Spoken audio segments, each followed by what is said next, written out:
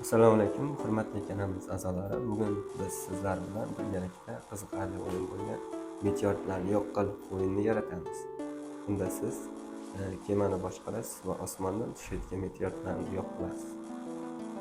Bunda biz kerakli bo'lgan rasmlarni yuklab olamiz. Buning uchun biz png.com saytidan kerakli bo'lgan rasmlarni yuklab olamiz.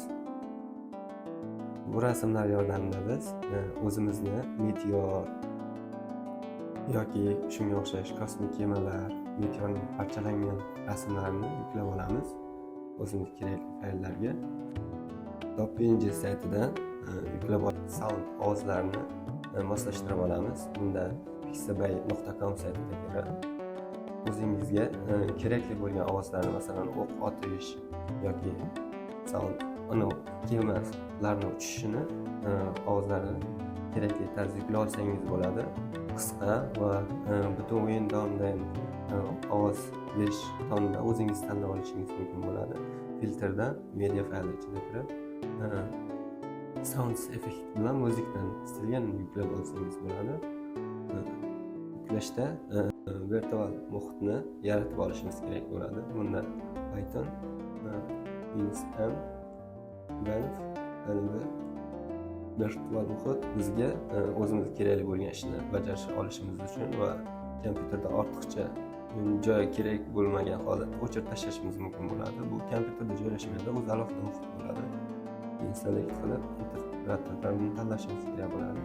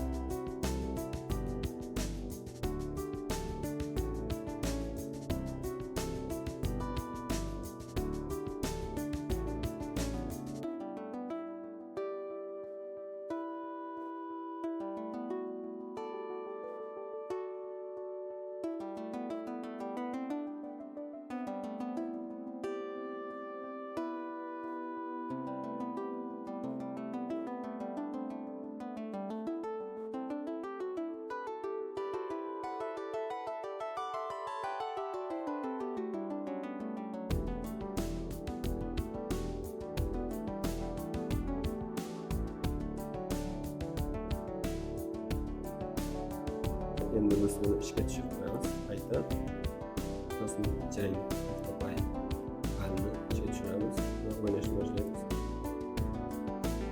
Har bir o'q otganimizda dushman yo'q bo'ladi va